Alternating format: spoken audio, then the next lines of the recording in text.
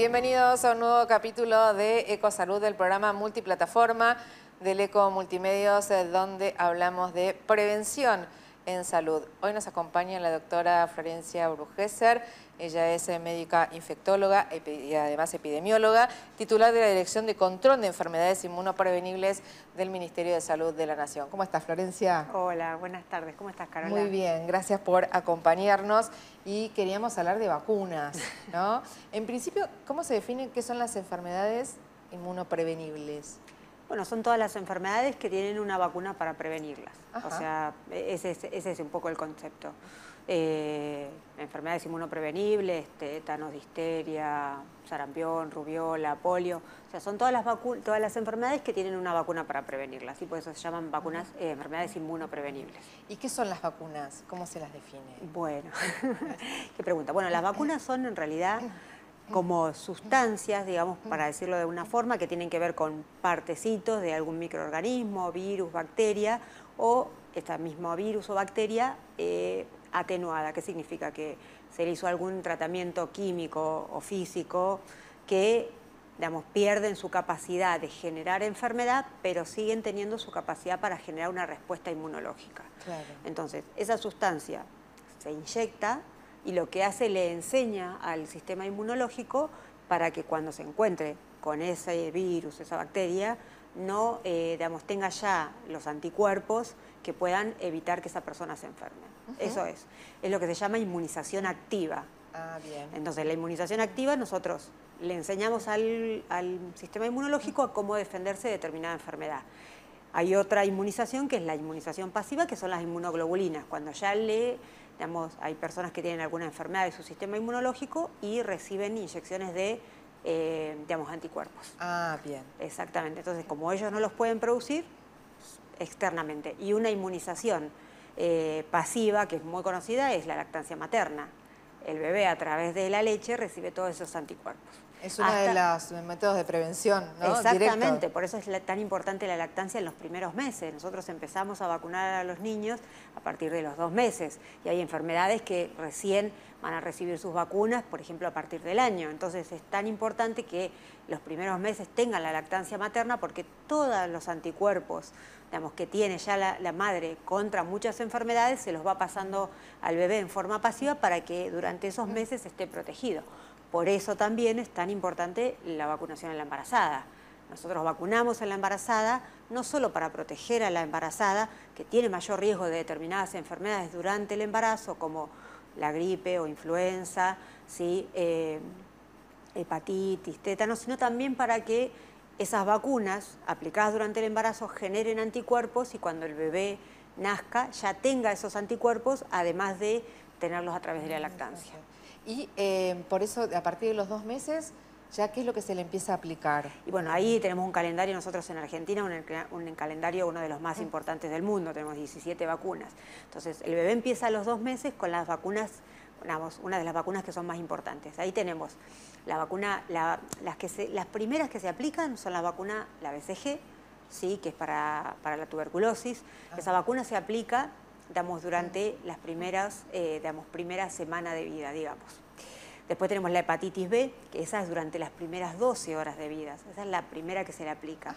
Y esa es muy importante, ¿por qué? Porque puede pasar que la mamá tenga hepatitis B crónica, ¿sí? Que habitualmente eso se controla, se hace los controles durante el embarazo, entonces uno sabe si la tiene o no la tiene. Y si no, se la vacuna a la mamá. Entonces, si la mamá llega a tener esa enfermedad, al vacunarlo precozmente evitamos que el bebé se contagie. Eso en los primeros días. Eso es las primeras horas. Las primeras horas de vida. Exactamente, BCG y hepatitis A. Después, a los 2 meses ya empezamos con la vacuna del tétanos, difteria, la tos convulsa, ¿sí? A Haemophilus influenzae tipo B, y ahí también la segunda dosis de hepatitis B. ¿Sí? Esas son las primeras vacunas. También neumococo, ¿sí? La vacuna contra el neumococo, la vacuna contra la polio, y creo que no me olvido más. Esas son las primeras, y ahí es un esquema que son cada 2 meses, a los 2, 4, 6 meses, y después ya empezamos con las vacunas del año, que ahí tenemos hepatitis A, sarampión, rubiola, paperas, y los refuerzos de las otras vacunas. Después ya tenemos a los 11 años también nuevamente los refuerzos de tétanos, difteria, tos convulsa, empezamos con HPV, ¿sí? ¿Qué otra vacuna me estoy olvidando? Y porque también hay para el ingreso escolar, ¿no? Exactamente, o sea, tenemos vacunas para todas las etapas de la vida, para los niños. Sobre todo cuando hay tanto cambio. Exactamente, también, ¿no? sí, sí, sí. Digamos, tenemos algunas vacunas que las vamos recibiendo refuerzos a medida que vamos creciendo. Y hay vacunas que están indicadas, por ejemplo, en la adolescencia. Esa es una, digamos, el HPV. ¿Sí? Florencia, ¿y cuánto tarda el organismo en crear esa inmunidad cuando se vacuna a una persona? Y más o menos entre 15, 20 días uno genera una respuesta inmunológica. Va a depender también de la vacuna, por eso hay vacunas que nosotros recibimos quizás una vez en la vida, como la fiebre amarilla, sí, que no necesitamos más porque es una vacuna que ya genera una muy buena respuesta inmunológica, y hay otras vacunas, por ejemplo el tétanos, difteria, la tos convulsa, que tenemos que ir haciendo primero lo que se llama un esquema básico o primario, que son esas 3 o 4 primeras dosis, y después ya los refuerzos, que son periódicos y va a depender de la vacuna. Por ejemplo, en el adulto es muy importante recibir cada 10 años el refuerzo de la antitetánica con la difteria, que es la doble. Eso te iba a preguntar, porque uno asocia las vacunas a los bebés, a los chicos o hasta la adolescencia. ¿Qué pasa con nosotros los adultos? Porque parece que después nos desentendemos, ¿no? No, por eso, digamos, a ver, desde hace muchos años se viene trabajando en los programas de inmunizaciones a trasladar lo que era la vacunación en la infancia a lo que es la vacunación en la familia. Claro. Y ahora estamos con el concepto de vacunas para todas las etapas de la vida. Entonces tenemos los niños, los ingreso escolar, los adolescentes, el adulto mayor y después digamos, las personas que tienen alguna comorbilidad. El adulto, digamos, cuando llega a la adultez se supone que recibió las vacunas de la infancia. Si no lo sabemos, las vacunas que son importantes para el adulto van a ser las vacunas de hepatitis A, que es vacunación universal, que es muy importante, son 3 dosis y previene una enfermedad tan grave como la hepatitis B, hepatitis B dije, ¿no? Sí. Y que además produce cáncer de hígado, entonces prevenimos esa enfermedad. Después tenemos la doble adultos, o que muchos la asocian con el tétanos, pero es tétanos y difteria, que eso tenemos que hacer un refuerzo cada 10 años. Y después el adulto tiene que estar vacunado para sarampión y rubiola. Eso sí, nacieron después del año 65, porque si nacieron antes, se supone que tuvieron la enfermedad, estos están inmunizados. Y después vamos al adulto mayor, mayor de 65 años, y ahí tenemos que recibir la vacuna antigripal todos los años, y ahí el adulto mayor tiene la vacuna contra la neumonía, ¿sí? La del neumococo, que son 2 vacunas distintas, que tiene que recibir una y después al otro año la otra. ¿Qué enfermedades se han erradicado con la vacuna? Yo recuerdo de mi época de chica, las eruptivas eran las enfermedades que nos contagiábamos todos, sí. Y ahora no escucho tanto. Digo, ¿qué enfermedades fueron erradicándose o al menos atenuándose? Mira, hay 3 conceptos para el tema de inmunizaciones. Uno, primero es la inmunización para controlar una enfermedad y que deje de ser un problema de salud pública. Ahí tenemos, por ejemplo, el tétanos, la difteria, que hace años que no tenemos, la tos convulsa, que ha dejado de ser un problema. Después tenés el concepto de eliminación. Eso es cuando eliminamos de un país o de una región. Sí. Y nosotros tenemos enfermedades eliminadas. Y después la erradicación es cuando la enfermedad desaparece del mundo. La única enfermedad que hemos podido erradicar es la viruela. Por eso dejamos de vacunar. Cuando uno erradica la enfermedad ya no hay más riesgo porque no circula en ninguna parte del mundo. Entonces ahí uno puede dejar de vacunar. ¿Cuáles son las enfermedades que están eliminadas y que estamos a un paso de erradicarla o ese paso siempre se va alejando un poquito más? Es la polio. La polio nosotros tenemos eliminada en el país desde el último caso fue en el año 84. ¿Sí? Y la región certificó la eliminación en el año 91. Perdón, no, 91 el último caso en la región, en Perú, y en el año 94 certificamos la eliminación. Por eso, ¿pero 84 el último caso en la Argentina? En la Argentina, exactamente. Casi ¿sí? 40 años. 40 años. Pero no podemos decir que está erradicada, porque sigue habiendo todavía algunos países que son endémicos. Afganistán, Pakistán. No sé si recuerdan a principio de año que hubo un caso de una polio en una persona joven en Estados Unidos. Sí. Esa persona no estaba vacunada y a través se encontró que había virus circulantes en las cloacas y en el agua en algunos lugares. Entonces, ahí el riesgo es de las personas que no están vacunadas. Entonces, claro, un adulto que no esté vacunado es casi impensable, para polio. Por eso es que seguimos vacunando. Ya no es un problema para salud pública, no tenemos enfermedad, pero no está erradicada.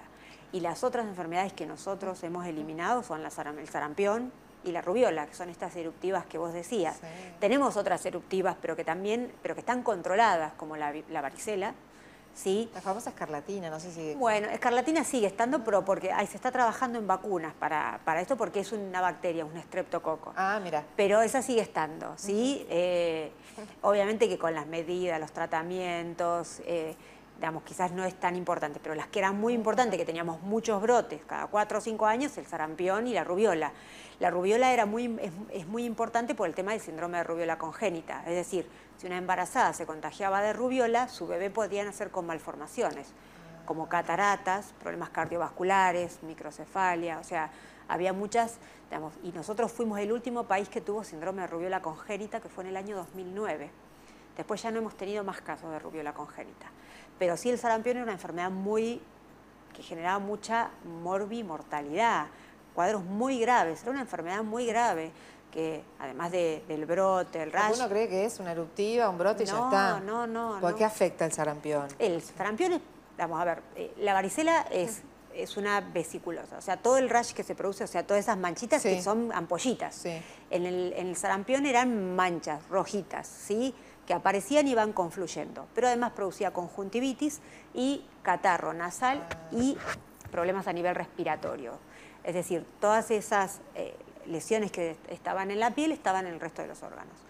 Pero lo que producía era fiebre muy alta, ¿sí? El virus podía ir al sistema nervioso central y producir una enfermedad en los más chiquitos, principalmente en los menores de 1 año, que se llama parencefalitis esclerosante subaguda. Esa enfermedad genera como una lesión a nivel del sistema nervioso central que va progresando en el tiempo. Es como que el virus sigue activo en el sistema nervioso central. Y eso produce una enfermedad neurológica que deja secuelas y que al final termina, digamos, haciendo que la persona tenga un trastorno importante, ¿sí? Era una enfermedad de muy alta mortalidad. Y después produce neumonías, neumonitis, diarreas, muchas complicaciones porque baja la inmunidad y en las personas que tienen alguna enfermedad o en los niños o en los desnutridos, mucha mortalidad. Claro. Ahí nosotros, no sé si recuerdan, en el año 2009 hubo un brote muy importante en Argentina que duró casi 1 año. Digamos, habida cuenta que había un brote en Brasil y en Venezuela de sarampión. Fue el brote más importante después de la eliminación de la enfermedad. El último caso endémico en Argentina fue en el año 2002. ¿Y el brote se dio en el 2009? No, claro. El brote fue el año pasado, 2019. 2019. Digo, el año pasado no, 2019, hace un par de años. Antes de la pandemia. Exactamente, que fueron casi 200 casos. Sí. Y ahí, después del año 98, que no teníamos fallecido por sarampión, falleció una persona que se contagió, que era inmunocomprometida. Claro. Con lo cual, a ver, nosotros tenemos vacunas, la enfermedad está controlada o está eliminada, pero el riesgo sigue estando porque la enfermedad circula en otros lugares, entonces ahí es muy importante seguirnos vacunando, ¿no? Y Florencia, esto que las enfermedades siguen circulando, ¿cómo son los sistemas cuando uno viaja? ¿Tiene que consultar si hay que vacunarse antes? ¿De qué depende? Porque en cada lugar tiene su propio esquema de vacunación. Exactamente, ahí va a depender. Obviamente, si uno debería tener su esquema del calendario nacional al día, ¿no? Después, para viajar, hay una especialidad que quizás no está muy conocida, que tiene que ver con medicina del viajero, ¿no? Que son mucho, la hacemos los infectólogos, medicina del viajero, pero no tiene que ver solamente con enfermedades, sino con un montón de cosas, con el mar de altura, choque cultural, hay un montón de cuestiones que uno ve en esa especialidad.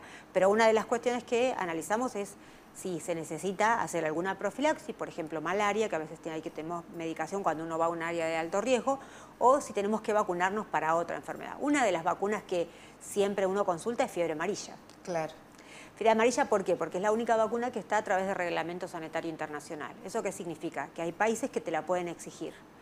Si bien nosotros, Argentina, no es un país endémico de fiebre amarilla, tenemos una zona de alto riesgo, que los brotes han sido siempre cuando empiezan los brotes en otros países, como Brasil, Bolivia o Perú, ¿sí? En la frontera. Nosotros el último brote fue en el 2018, creo que fue en Brasil, que tuvo casos que, no sé si recuerdan, que había algunos viajeros que contrayeron la enfermedad. Entonces, nosotros vacunamos para fiebre amarilla en Misiones, Corrientes, Salta, no en todo el país, porque el resto del país no hay. pero cuando uno viaja a algún lugar que lo necesita, digamos, se vacuna. O se vacuna porque se lo solicitan para entrar al país, aunque uno no sea de riesgo, porque va a un lugar que quizás no hay riesgo, pero se lo piden porque dicen que Argentina, aunque tenga una franjita, lo consideran de riesgo. Entonces vos viajas desde Argentina a otro país. O porque al lugar que vas es de riesgo, entonces tenés que vacunarte por lo menos 15 días antes para viajar y ya estar protegido. Esa vacuna hay que consultar, ¿sí?, con un médico porque tiene algunas precauciones, ¿sí?, que tienen que ver con si uno tiene alguna enfermedad en el sistema inmunológico, a veces depende de la edad, entonces es mejor consultar. Después hay otras vacunas, encefalitis japonesas, más específica del lugar, ¿no?, donde se va. Enfermedad tifoidea, cólera, bueno, ahí uno va a definir. Ahí hay vacunas que no tienen indicación y otras sí, también a veces se chequea si uno, por ejemplo, tuvo hepatitis A o está vacunado para hepatitis A, si va a algún lugar de alto riesgo de hepatitis A, y se le dan recomendaciones también, ¿no? A veces como la hepatitis B, que estar vacunado, porque bueno, depende del turismo que uno vaya a hacer, si va a estar en riesgo, si por ejemplo va a necesitar atención en algún otro país y puede, digamos que quizás las medidas de atención en ese lugar no sean tan buenas, si va a hacer algo de turismo aventura y se va a meter en la selva, en Brasil, en Manaos, entonces hay riesgo, por ejemplo, de rabia, ¿sí?, por, digamos, los murciélagos rabiosos o porque hay perros con rabia y quizás no va a tener la posibilidad de tener atención médica rápidamente, ¿no? Entonces ahí uno recomienda que se haga una vacunación preexposición para, por ejemplo, rabia. Pero bueno, eso va a depender a dónde uno viaje. Exactamente. Después, la mayoría de los países tenemos un calendario que tiene las vacunas básicas incluidas. Entonces, salvo que uno vaya a vivirse a otro país y tenga que chequear todo el calendario, cuando uno va a viajar a un país por turismo, uno chequea, depende del turismo que vaya a hacer, lo que sea de riesgo, ¿no? Claro. Florencia, decías, nosotros tenemos un calendario de vacunación muy completo que ¿cuántas vacunas incluye? ¿Y 17 vacunas. Claro. ¿Y cómo estamos en cuanto a cumplimiento, no? ¿Está instalado? Sí, tenemos incorporado? Las vacunas son gratuitas y obligatorias, ¿sí? O sea, es un deber y un derecho, ¿sí? Son las dos cosas. Con lo cual, digamos, las vacunas todas las provee el Estado Nacional, pero son obligatorias también. Entonces ahí tenemos. En cuanto a cumplimiento, obviamente se generan todo el tiempo estrategias para tratar de llegar a esa cobertura que es, obviamente, debería ser el 100% de la población que se vacune, pero el objetivo es siempre llegar a más del 95%. ¿Qué ha pasado? Estos últimos años de pandemia han hecho que las coberturas bajaran, no solo en Argentina, sino en el mundo, exactamente. Y nosotros en el año 2020 las coberturas no alcanzaban el 80%. Con lo cual, si tengo solamente el 80% de la población vacunada, me queda un 20% que no recibió esas vacunas, con lo cual aumenta el riesgo. Entonces ahí, por ejemplo, si viene una persona con sarampión, tenemos 20% de las personas que no están vacunadas, ¿no? Claro. Entonces podemos generar se puede generar un brote. Más allá de que las personas, obviamente, que no están vacunadas, están en riesgo, ¿sí? Un chiquito que no se vacunó para el neumococo, porque tiene más riesgo de meningitis, de neumonía, el Haemophilus influenzae, que es una de las causas de meningitis, el meningococo, ¿sí?, que también genera meningitis. Son enfermedades que la meningitis siempre, obviamente, son enfermedades muy importantes. Sí, entonces, si esa persona no está vacunada, está en riesgo, ¿sí? Y además nos vacunamos para proteger a todos, o sea, porque cuando estamos, eso que se llama inmunidad colectiva o inmunidad de rebaño, si, digamos, muchas de las personas están vacunadas, la enfermedad no circula. Así es. Florencia, muchísimas gracias y remarcar que siempre la vacuna está disponible, hay un calendario y además es una de las medidas de prevención que no se discute. Exactamente, sí. A ver, junto con el agua potable, lo decimos siempre, las vacunas son los que más han salvado vidas, ¿sí? Está más que demostrados que son seguras, que son eficaces y además nosotros las tenemos gratuitas. Me parece que es importante, remarcar eso. El COVID nos enseñó cuál es el escenario sin vacunas, ¿sí? Ahora tenemos una situación totalmente distinta, con vacunas disponibles, los adultos mayores están protegidos. Ahí, bueno, obviamente importante remarcar que los refuerzos son importantes para seguir manteniendo la inmunidad, especialmente en esos grupos de alto riesgo. Gracias, Florencia. No, gracias a vos, Carola. La doctora Florencia Brugesser, médica infectóloga y además epidemióloga y titular de la Dirección de Control de Enfermedades Inmunoprevenibles del Ministerio de Salud de la Nación. Nos reencontramos en un próximo capítulo de Ecosalud.